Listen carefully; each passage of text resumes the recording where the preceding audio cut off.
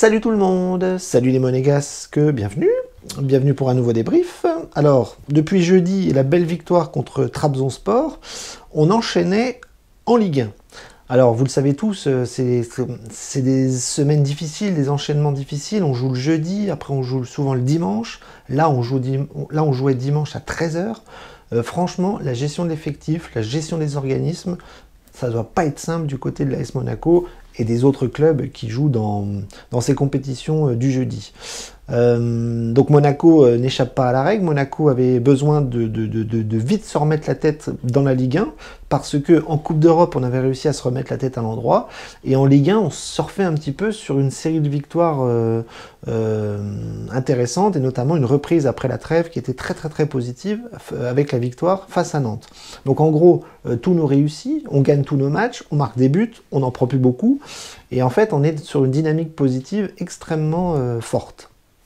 Donc là, on avait un déplacement à Montpellier, un déplacement pas très difficile parce que Montpellier et Monaco, c'est pas très loin, mais c'est toujours chiant d'aller jouer ces équipes-là. C'est des équipes hargneuses, difficiles, qui essayent de jouer au ballon et qui c'est vraiment jamais facile d'aller gagner contre eux, et surtout à l'extérieur.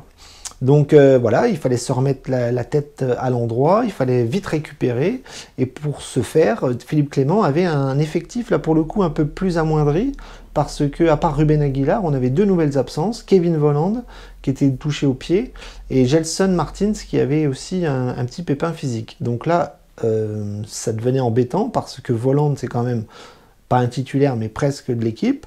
Gelson Martin joue plus beaucoup, mais bon, ça serait bien de le voir un peu plus dépanné sur les côtés pour faire souffler Diatta, parce que le petit Akliouche a pas forcément l'étoffe d'un titulaire. Mais voilà, donc 3 absents.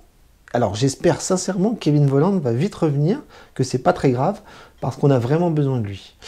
Donc pour ce faire, on avait tout le reste du groupe qui était là, et on attendait la composition qui est tombée à midi, avec l'équipe type, sauf un, Akliouche qui remplaçait Diatta. Donc Nubel dans les buts, Badiachil Dissassi, Vanderson, Caillot, Camara, Fofana, Golovin, Akliouche, Mbolo, Ben Yedder. Donc vous voyez que Clément s'est trouvé un 11 type, un dispositif type, et ça marche plutôt bien parce qu'on enchaîne les victoires. Donc voilà, donc la composition était là, c'était plutôt pas mal, et on attendait de voir un petit peu l'état de forme des Monégasques, et surtout si on arrivait à enchaîner la belle série de victoires. Et on l'a fait. On l'a fait parce qu'on a gagné 2-0 à Montpellier. C'est un score, j'allais dire exceptionnel, c'est un score énorme parce que il était capital de gagner aujourd'hui après la défaite de Marseille et le match nul du Paris Saint-Germain. Je ne dis pas qu'on va concurrencer le Paris Saint-Germain, mais en tout cas, on revient petit à petit sur les 2 premières places. C'est-à-dire que là, on s'accrochait au top 5. On va sûrement revenir très près du podium. Maintenant, avec la défaite de Marseille et le match nul de Paris, eh bien, Monaco remonte et est en train de se remettre dans le rang dans ses objectifs principaux qui sont quand même le très haut du classement. Donc voilà, on a gagné 2-0. Maintenant, le match ça a été difficile. Ça a été difficile, je trouve que ça a été un match très rude, très compliqué, physiquement pas facile. On sentait des Monégasques qui étaient peut-être un peu plus empruntés, j'allais dire, oui, c'était très beau en noir. Non, un petit peu empruntés, parce qu'on voit bien que l'enchaînement des jeudis et des dimanches, c'est pas facile, mais Monaco a tenu, Monaco a vraiment un esprit de combativité, un esprit de gagnant, un gros mental, et je pense que le staff médical et le staff général de Monaco travaillent vraiment très bien et arrivent à remettre les joueurs sur pied. Donc on a eu une première mi-temps un peu compliquée, c'est-à-dire qu'on avait du mal offensivement, défensivement on faisait des petites erreurs, au milieu de terrain on se faisait tamponner, on avait vraiment du mal à imprimer notre patte, on avait beaucoup de mal à imposer notre jeu, on avait du mal à garder le ballon, et Montpellier, sur plusieurs offensives, était un petit peu maladroit aussi, n'arrivait pas à marquer, et nous non plus, on avait du mal à se créer des occasions. Je trouve que les deux gardiens, Nubel et Omlin, le gardien de Montpellier, ont eu très peu d'arrêts francs à faire, surtout en première mi-temps, c'est-à-dire que ça ronronnait un petit peu dans le milieu de terrain. Mais voilà, on avait du mal. On se prenait des vagues Montpellier-Rennes. On avait quelques contre-attaques ici et là qu'on avait du mal à finir. Et globalement, les joueurs n'arrivaient pas à concrétiser. Mais à la toute fin de la première mi-temps, sur un centre d'Akliouche dans la surface, Ben Yedder va rater le ballon et ça va revenir sur la cuisse d'Embolo qui va la prendre directement. En se retournant, va mettre une mine à 3-4 mètres du gardien et va la mettre au fond des filets. Donc 1-0 pour Monaco à la mi-temps. Un peu contre le cours du jeu, même si c'était très équilibré finalement dans le côté brouillon des deux équipes. Et en fait, on va leur faire très très mal avec ce but qui va quand même leur faire baisser la tête. En deuxième mi-temps, on se dit qu'il va falloir insister. Je ne suis pas sûr sur le plan physique, en deuxième mi-temps, on allait être plus fort qu'eux, mais comme Monaco est costaud, comme Monaco tient bon la baraque et que Monaco est quand même supérieur techniquement aux joueurs de Montpellier, eh bien je pensais qu'on allait peut-être les achever très très vite. Et puis finalement non, ça a été très compliqué en début de deuxième mi-temps. Les Montpelliérains ont beaucoup poussé, ils nous ont fait mal. Moi j'ai vu beaucoup de vagues offensives, beaucoup de coups francs, beaucoup de frappes. Alors des frappes pas forcément cadrées, mais Montpellier poussait avec leurs armes. Et nous, on avait du mal à ressortir, on avait du mal à être propre dans les contre-attaques, et on avait du mal à se créer aussi des occasions franches en deuxième mi-temps pour aller mettre le deuxième but. Donc ça a été très compliqué au début, et puis petit à petit, Monaco a tenu le choc. Montpellier n'arrivait pas à marquer, et Monaco va faire ce qu'ils ont fait en première mi-temps, c'est-à-dire un petit peu contre le cours du jeu et sur une occasion ou une contre-attaque, on va réussir à marquer un deuxième but, c'est-à-dire que Caio Henrique sur le côté gauche va centrer pour Boidou qui était rentré, et Boidou va la mettre au fond. Alors sur le coup, on pense qu'il est hors jeu, et puis l'angle de caméra n'était pas du tout le bon, c'est-à-dire qu'on a vu un autre angle, et on voit que Boidou n'est pas hors jeu. Donc 2-0, le match est plié, Monaco a fait le plus dur, mais on a souffert, on a vraiment souffert longtemps. Montpellier aurait pu marquer un but, voire deux, s'ils étaient un petit peu plus appliqués. Et nous aussi, on aurait peut-être pu en mettre un de plus si on avait réussi à mettre une ou deux occasions ici et là, notamment de la part de Ben Yedder, qui a eu un face-à-face en deuxième période et qui l'a mis sur le gardien. Donc voilà, un match difficile, dur, âpre, compliqué. Mais Monaco a toutes les armes pour faire mal cette année. On le voit encore aujourd'hui parce qu'il y a le mental, il y a le physique, il y a le travail du staff, il y a Philippe Clément qui est en train de se trouver un 11 type et des joueurs qui montent en puissance, contrairement à d'autres qui ont un petit peu plus de mal, mais ça on va le voir tout de suite dans l'analyse des joueurs. Alors, pour l'analyse des joueurs, on va voir qu'il y a eu du bon et du moins bon, c'est-à-dire que je trouve pas que les joueurs ont fait tous des matchs exceptionnels, si ce n'est un ou deux qui sortent du lot, mais voilà, je trouve que nos joueurs étaient un petit peu en dessous sur le plan physique, un petit peu en dessous sur plein de niveaux, mais voilà, grâce au mental, grâce à la qualité technique de certains, on a réussi à aller chercher la victoire sur le terrain de Montpellier. Donc Nubel a eu très peu de choses à faire, si on regarde bien, il a pas eu d'arrêt franc, il y a eu plein de vagues Montpellier-Rennes, il y a eu beaucoup d'offensives, mais souvent c'était des tirs au-dessus, à côté, contrés, beaucoup de corners pour les Montpelliérains qui n'arrivaient pas à trouver la faille, donc c'était mi-dangereux, mi-pas dangereux, et en fait on a eu un Nubel qui finalement a fait le minimum et qui a réussi à faire un clean sheet et à ne pas prendre de but, parce que les Montpelliérains étaient un peu maladroits, et nos défenseurs essayaient tant bien que mal de bien défendre. Ce qu'on a réussi à faire quand même plusieurs fois. Donc un Nubel tranquille, mais qui a eu du travail quand même avec sa ligne défensive. Et ce qui est cool, c'est qu'il ne prend pas de but. Défenseurs centraux, j'ai trouvé les deux très très bons, sauf Badiachil qui en première mi-temps a fait, j'ai compté, 3 passes à l'adversaire. Alors d'habitude, il en faisait une en début de saison, ou l'année dernière, ou il y a 2 ans. Il avait toujours tendance à faire des petites boulettes ici et là. Là, il en a fait 3 passes à l'adversaire. Mais après, globalement, il s'est remis un peu la tête dans le bain. Il a réussi à bien défendre. Comme Dissassi, qui lui a aussi encore fait un très très gros match. Et Dissassi, je trouve qu'il monte en puissance. Et il devient de plus en plus propre. Il fait de moins en moins d'erreurs. Il est très très très costaud et je le trouve excellent. Mais vraiment excellent. D'ailleurs, j'ai remarqué une petite anecdote sur les matchs de Dissassi. Quand il commence à se taper la tête ou se taper la poitrine, en général, c'est qu'il fait un match parfait. C'est-à-dire que, je sais pas, c'est une façon de se motiver quand il fait ça, et il est très très fort, et je le trouve excellent, quoi. Donc regardez bien les matchs, quand il va se taper la tête ou la poitrine, souvent c'est qu'il fait un match tip top. Donc voilà, la défense centrale a tenu bon.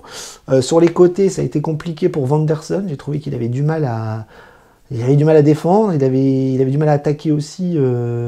C'est-à-dire que, en fait, Vanderson, il a bas un énorme travail. Il a beaucoup de ballons, un peu comme Caio Henrique. C'est-à-dire que je pense que dans ce système du 4-4-2, les latéraux, on leur demande beaucoup. On leur demande de beaucoup monter. On leur demande de beaucoup défendre et de faire l'essuie-glace sur les côtés. C'est pas des pistons, mais ils montent quand même comme des malades, et du coup, il faut faire les deux, quoi. C'est-à-dire défendre quand l'équipe adverse attaque, et attaquer quand nous, on attaque.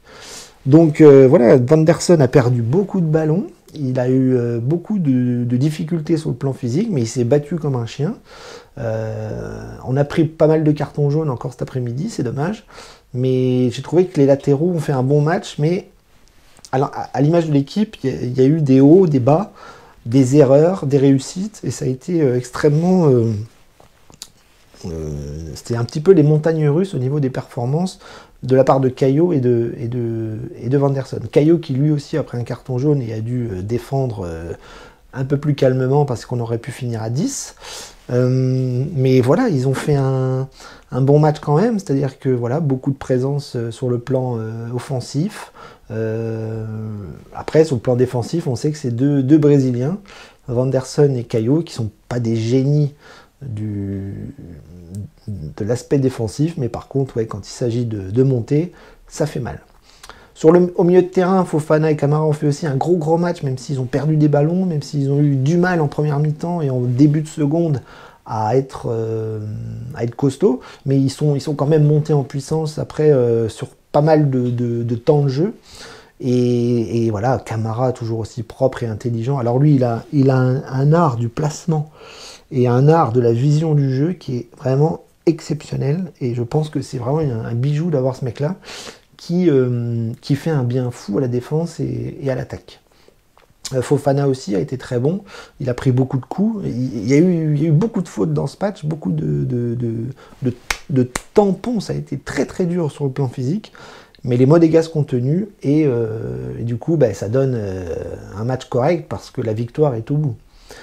Sur les côtés, Golovin a fait un gros match, un très gros match, il a été encore en difficulté dans la finition, mais un peu comme tout le monde, un peu comme les autres sur les phases offensives, mais alors il a abattu un gros travail, il est même monté en puissance sur le plan physique, et j'ai trouvé qu'en deuxième mi-temps, il était extrêmement puissant, extrêmement rapide. Je l'ai vu faire une montée à un moment donné en deuxième mi-temps qui a montré que sur le plan physique, il est au top. Et voilà, et donc il faut en profiter parce qu'il ne se blesse pas, il ne se blesse plus, et il est extrêmement important dans le 11 type. Sur le côté droit, Kliouche a eu du mal, beaucoup de mal. Il est sorti à la mi-temps, voilà, c'est un jeune joueur, titulaire, c'est pas encore très simple pour lui. Ça a été un match engagé sur le plan physique, et lui, on sait qu'il a quand même un déficit sur ce plan-là. C'est normal, il est tout jeune, mais voilà, ça a été compliqué. De toute façon, sur le côté droit, c'est compliqué à tous les matchs, parce que même Diatta a du mal à être performant, en tout cas, dans la finition et dans le dernier geste. Voilà. Donc Akliouche est sorti, Diatta est rentré en deuxième mi-temps, et ça a été un petit peu pareil, même si Diatta, on sait que c'est pas du tout le même profil, lui c'est vraiment un mangeur de ligne, c'est un joueur qui va très vite et qui fait beaucoup de bien sur le flanc droit, qui arrive à combiner avec ses milieux et ses défenseurs, mais c'est compliqué, hein. Gelson ne joue plus, Diatta a du mal, Akliouche aussi. Voilà, c'est encore en rodage, c'est encore en travaux, et je pense que ça va monter en puissance, et ça va le faire dans les mois qui viennent. Sur le plan de l'attaque, on a vu que ça a été compliqué de trouver la finition un petit peu partout, mais on a quand même réussi à trouver Mbolo en première mi-temps, et Mbolo a battu, lui pour le coup, un énorme travail sur le plan physique. C'est ce qu'il fait à chaque match. C'est un tank, c'est un costaud, c'est un mec qui brise un petit peu les défenseurs pour pouvoir laisser la place à Ben Yedder. Mais quand Mbolo marque des buts, c'est encore plus prolifique, parce qu'on voit qu'il est utile dans tous les domaines du jeu, physique, technique et face au but. Ben Yedder qui lui n'a pas marqué cet après-midi, c'est dommage, il aurait pu en mettre un sur cette offensive en deuxième mi-temps, mais voilà, il a fait un gros match, il s'est battu, de toute façon tous les joueurs se sont battus pour aller chercher la victoire, ça n'a pas été très très flamboyant, mais ça a été un match au mental, un match d'homme, un match costaud, et c'est vraiment ce que je retiens cet après-midi, au-delà des 3 points qui nous font beaucoup de bien. Après, les remplaçants ont fait du bien aussi, notamment avec Myron Boidou, ça y est, qui retrouve le chemin des filets, et ça c'est cool. Ça c'est cool, parce que quand on a des joueurs qu'on critique et qui arrivent à mettre des buts, ben, ça fait plaisir. Ça fait plaisir. Myron Boidou avait le sourire, nous aussi. Et profitons-en parce que ça fait beaucoup de bien de voir qu'avec nos 4 attaquants, ben, quand il y en a 1 ou 2 qui sont absents, eh bien, on arrive quand même à mettre des buts. Sur les autres remplacements, Jacobs est rentré, Minamino est rentré. Voilà. J'ai pas grand-chose à dire sur les remplaçants. Diatta a fait la deuxième mi-temps. Ça a été voilà, ils ont fait le travail tous. Voilà, j'ai pas envie de critiquer négativement l'équipe aujourd'hui parce qu'ils ont abattu un gros travail. Ça a été dur, ça n'a pas été super joli par moment, mais la finalité est top et franchement on va retenir ça quoi. Les 3 points, la remontée au classement et on est en train de titiller ce duo. Bien, on va conclure par le fait que la semaine est magnifique. Tous les objectifs sont réussis, sont atteints. En Coupe d'Europe, on gagne. En championnat, on continue de gagner. On grimpe, on monte. On marque des buts, on n'en prend pas. En tout cas cet après-midi. Et c'est formidable. J'ai pas grand-chose à dire si ce n'est bravo à l'équipe qui monte en puissance. On avait dit que le calendrier d'octobre serait plus facile que le calendrier d'août et de septembre. On voit que c'est le cas. Mais il faut le faire, le travail. Il faut le faire, et les joueurs le font. Philippe Clément le fait. Les remplaçants le font. Et franchement, on peut que tirer notre chapeau à tout ce monde-là qui est très professionnel, qui arrive à être présent, à faire le taf, à être vainqueur quand il faut l'être. On ne perd plus de points. Voilà. Enfin, pour moi, tous les feux sont ouverts en ce moment. Maintenant, il faut que ça continue. Et la semaine prochaine, on a une semaine très difficile parce qu'on va en Turquie. Et jouer en Turquie, on sait que c'est très compliqué. Donc il va falloir aller gagner là-bas, à Trabzonspor. Je pense que là, on aura plus de temps de récupération. Donc l'équipe sera beaucoup plus fraîche jeudi soir. Et puis derrière, dimanche, il faudra battre Clermont à Monaco, au Stade Louis II. Sur le papier, on se dit que ça va être facile, mais je vous le dis, c'est comme cet après-midi, il n'y aura pas de match facile. Clermont va tout donner. Et nous, il faut qu'on continue d'être sérieux, professionnel, appliqué, et monter en puissance sur le plan physique et tactique et technique pour pouvoir atteindre tous nos objectifs qui, pour l'instant, sont tous atteints. Voilà. Donc, bravo à l'équipe, merci à tout le monde. On se donne rendez-vous donc jeudi soir pour débriefer le match à Trabzon et en espérant encore une belle victoire. En attendant, profitez bien de cette semaine parce qu'elle est excellente. Et Dagé Mouliou. Dagé.